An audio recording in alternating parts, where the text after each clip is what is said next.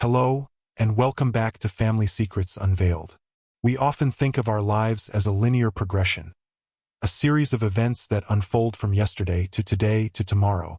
We build our homes, our families, our routines, believing that time is a constant, a force that moves relentlessly forward, never backward. But what if I told you that wasn't always the case?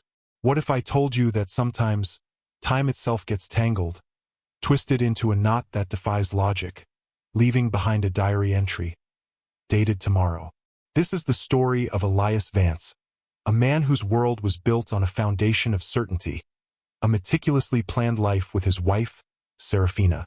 They were the picture of quiet suburban bliss, a charming house with a porch swing, a perfectly manicured lawn, and a love that seemed to deepen with every passing year. They had a shared history, filled with laughter and whispered dreams, all catalogued in a series of journals they kept for each other. It was a tradition they started on their first date, a way to chronicle their journey, a tangible record of their love story. Everything changed on a Friday, a day like any other. Elias came home from his law practice, the air thick with the scent of rain and freshly cut grass. He expected to find Seraphina in the kitchen, humming a tune as she prepared dinner.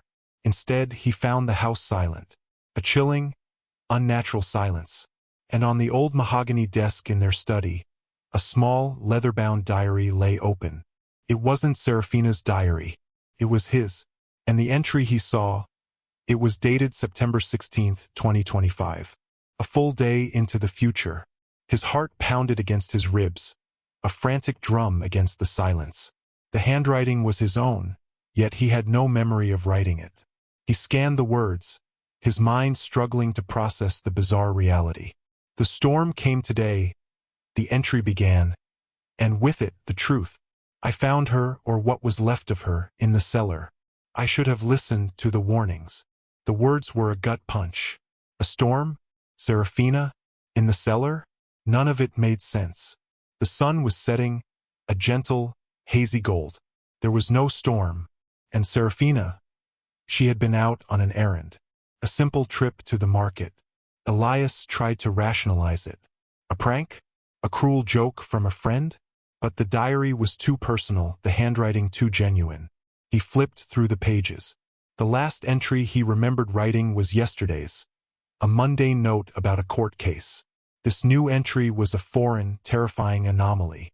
He felt a creeping dread, a cold tendril of fear wrapping around his throat. Where was Seraphina? Was this a sign? A warning? He tried calling her, his thumb fumbling over the keys. The phone rang once, twice, then a click. The line was dead. He felt a deep, primal fear, the kind that whispers of a predator in the dark. He rushed to the kitchen, then the bedroom, his calls of Seraphina echoing through the empty rooms. The silence was his only answer. He returned to the study, his eyes fixed on the diary. He picked it up, the leather cold and unyielding in his trembling hands. The words blurred, and he felt a wave of nausea. He was a man of logic, a man who dealt in facts and evidence. This was something else. This was a violation of the natural order. A terrifying glimpse into a future he didn't recognize. And the chilling final line of the entry, a single sentence that would haunt him, repeated itself in his mind.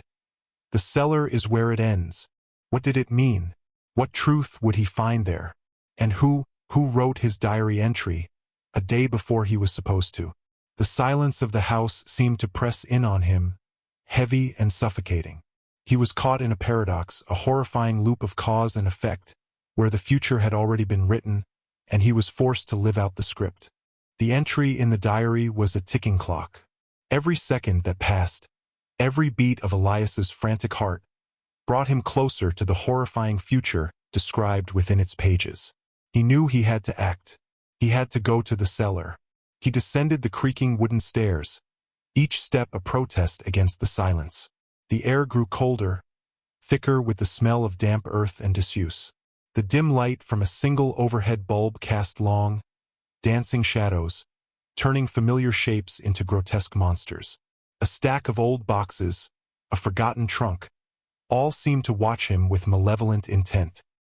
His mind replayed the words, "I found her, or what was left of her, in the cellar." The phrase was a constant, terrifying echo. He felt a wave of disbelief wash over him. This was insane. He was a rational man. This was just a bizarre prank, an elaborate and cruel joke, right?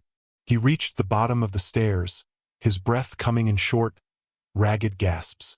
He called out Seraphina's name, his voice a hoarse whisper. There was no answer. He began to search, his hands shaking as he moved old furniture and dusty canvases. He found nothing. Nothing but the silent, empty space. He felt a flicker of relief, a brief, fragile moment of hope. Maybe the entry was wrong. Maybe it was all a lie. But as he turned to leave, his foot caught on something.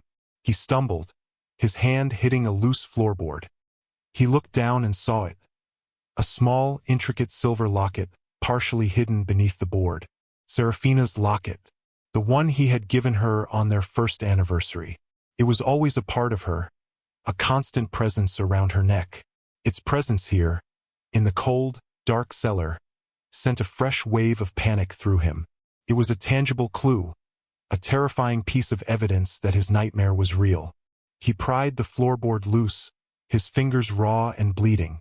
Beneath it, nestled in the damp earth, was a small, sealed envelope. His name was written on it in Seraphina's elegant script. Inside, a single sheet of paper folded twice. He unfolded it, his hands trembling so violently he could barely hold it steady. The words were a confession, a testament, a final goodbye. "Elias, my love," it began. "By the time you read this, I will be gone. I have been living a lie, a beautiful, gilded lie. Our life, our love. It was all a part of a deal I made long ago. A deal with the devil, or a man who might as well be. I've been a pawn in a game I didn't understand. A game of secrets and betrayals. I'm so sorry. I love you more than words can say. But I cannot let you be dragged into this. I have to disappear. I have to break the deal." The letter went on, detailing a secret life Elias never knew existed. A past filled with shadowy figures, of debts and promises made in darkness. It spoke of a powerful man named Silas Thorne, a name that sent a jolt of recognition through Elias. Silas Thorne was a rival lawyer, a man of immense power and influence. Elias had crossed paths with him many times in court, always sensing a cold, calculating cruelty beneath the polished exterior. Seraphina's letter revealed that she was not just a victim, but a key player in a twisted network. She was an informant, a double agent, working against Thorne while pretending to be his ally. Thorne, she wrote, had found out. And the storm, it was not a literal storm. It was a metaphor, a storm of his rage, his vengeance. She had to flee, to disappear, to protect Elias from the fallout. But the letter, it was a goodbye. It sounded so final, so absolute. Elias's world crumbled. His love, his wife, the woman he thought he knew completely, was a stranger. He felt betrayed, yes, but more than that, he felt a crushing, agonizing fear. Thorne was not a man to be trifled with. He was ruthless, and he would stop at nothing to get what he wanted. Seraphina's letter was a desperate plea for him to stay away, to forget about her, to move on. But he couldn't. He couldn't just let her disappear into the shadows. He had to find her. He had to understand. He had to know the full truth. The diary entry's ominous words, "I found her, or what was left of her," echoed with a new, terrifying meaning. Was the letter a ruse? A tragic, final note before her capture? He had to know. The cellar, once a place of mundane storage, was now a tomb of secrets, and he had just opened the lid. The letter was a map leading to a precipice. Elias, armed with this devastating new knowledge, was forced to confront the impossible. The entry in his diary, dated tomorrow, and the confession from his wife, dated today, were two sides of the same horrifying coin. The question was no longer what was happening, but what he could do to stop it. He knew Thorne's reputation. The man was a ghost in the shadows, a puppet master. Seraphina's confession spoke of a hidden warehouse, a place Thorne used as a base of operations, a place where he stored his deepest, darkest secrets. It was a long shot, a desperate gamble, But it was all Elias had. He had to go there. He had to find her. The warehouse was in an abandoned industrial park, a monument to a forgotten age. The air was heavy with the smell of rust and decay. Elias parked his car a few blocks away, the diary tucked into his pocket like a talisman against the encroaching darkness. He felt a surge of adrenaline, a primal instinct to protect the one he loved, even if she had been living a lie. He found a broken window and slipped inside, the sound of his footsteps echoing in the cavernous space. He moved through the darkness, a lone figure in a labyrinth of old machinery and shrouded boxes. He called out Seraphina's name, his voice a fragile thread in the immense silence. He stumbled upon a small office, the door ajar. Inside, a single lamp illuminated a scene of chilling order. Files were stacked neatly, maps were pinned to a corkboard, and on a desk, a laptop was open. He approached the screen, his heart pounding. What he saw there made him gasp. It wasn't just a business, a web of illegal activities as he had assumed. It was a network of people who had disappeared. The faces on the screen were familiar, clients of his, witnesses in old cases, and in the center of it all a single name, Seraphina Vance. The files detailed her every move, her every conversation, every betrayal. Thorn had known. He had been playing her all along. The letter she wrote, the confession she made, it was a trap, a cruel, elaborate game to lure Elias in. A sound behind him made him spin around. A figure emerged from the shadows. It was Silas Thorn. He was tall and imposing, his face a mask of cold satisfaction. "I was wondering when you would show up, Elias," Thorn said, his voice a low, mocking drawl. "She was a clever one, your little Seraphina. She thought she could outsmart me." Elias's blood ran cold. "Where is she?" he demanded, his voice trembling with a mixture of rage and fear. Thorn chuckled. "She's where she was always meant to be, part of the collection." He gestured to a large, black trunk in the corner of the room. A terrible, gut-wrenching realization dawned on Elias. The diary entry, the words, "I found her, or what was left of her, in the cellar." The cellar wasn't his. It was Thorn's. This was the place. The storm, the truth, the final destination. Thorn began to explain, a twisted tale of vengeance and manipulation. Years ago, Elias had successfully defended a client against Thorn's company, a case that had cost Thorn millions. This was his revenge. He didn't want to hurt Elias physically. He wanted to break him, to take away the one thing he loved most and make him watch as his world fell apart. Seraphina was just a pawn, a beautiful, tragic pawn. The letter, the locket, the diary, all carefully placed pieces in a sick, elaborate puzzle designed to lead Elias to this very moment. "And the entry in your diary?" Elias asked, his voice barely a whisper. Thorn smiled, a chilling, triumphant smirk. "A little extra something, to ensure you felt the full weight of it all. To show you that I am always one step ahead. I'm not just controlling the present, Elias. I'm writing your future." Elias looked at the trunk, his mind screaming in denial. This couldn't be happening. Not his Seraphina. He lunged at Thorn, a primal roar of grief and fury. But Thorn was ready. He moved with a practiced ease, and with a swift, brutal blow, everything went black. Elias fell to the ground, his body a dead weight. The last thing he saw was Thorn's face, bathed in the eerie light of the laptop screen. A victor in a game Elias didn't even know he was playing. The truth was far more horrifying than a simple disappearance. It was a cold, calculated act of revenge, a twisted symphony of control and despair. And as he lay there, his consciousness fading, he understood the full meaning of the diary entry. It wasn't a warning. It was a prophecy he was powerless to change. Elias awoke in darkness. He was in the trunk. The smell of dust and decay, the claustrophobic air, confirmed his worst fears. Thorn had won. He had been a puppet on a string, dancing to a script written by his enemy.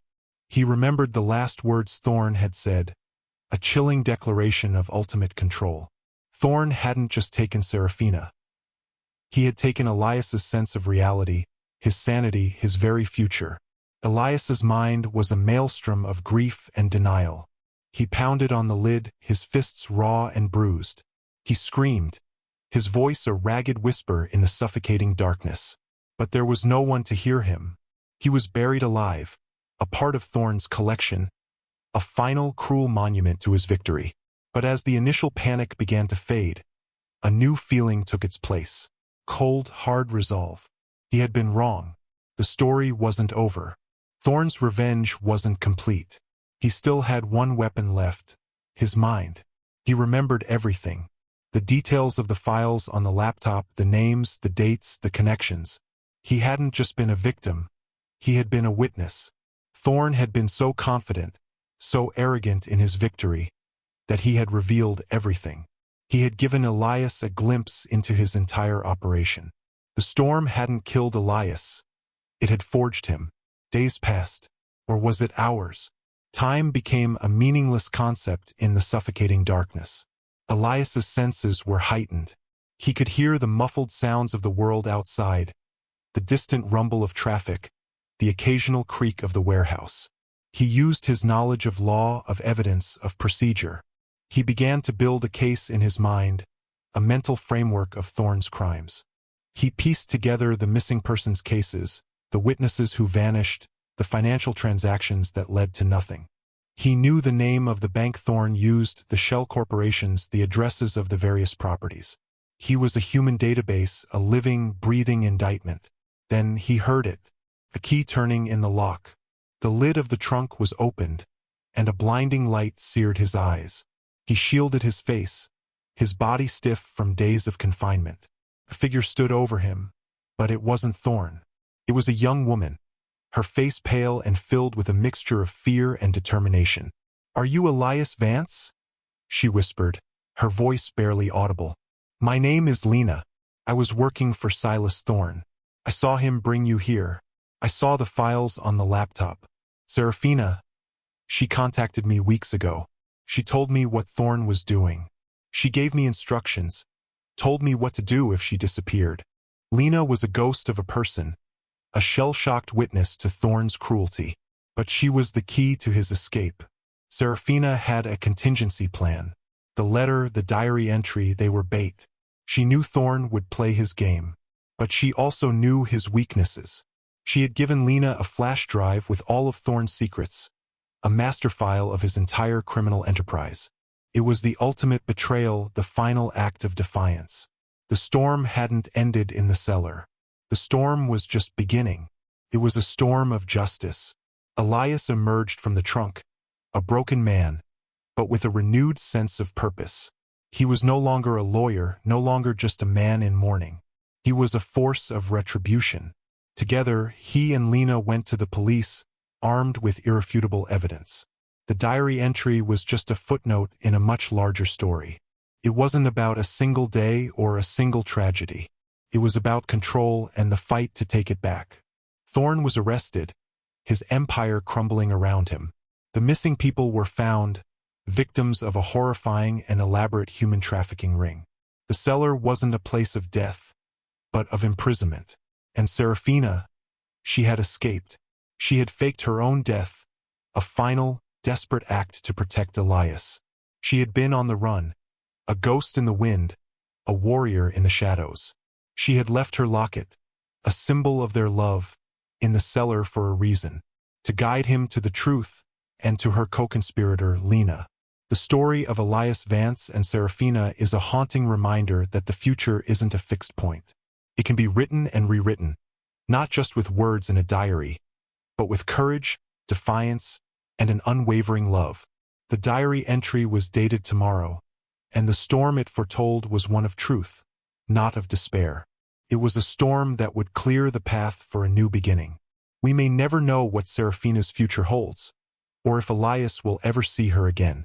But what we do know is that he found his own strength in the face of impossible odds. He went from a man whose future was stolen to a man who reclaimed it. And that, my friends, is a story worth telling. If the story touched you, if it made you think, please consider liking this video. Don't forget to subscribe to Family Secrets Unveiled and hit that notification bell so you don't miss our next deep dive into the darkest corners of humanity. Until next time, stay safe and remember, the biggest secrets are often hidden in plain sight.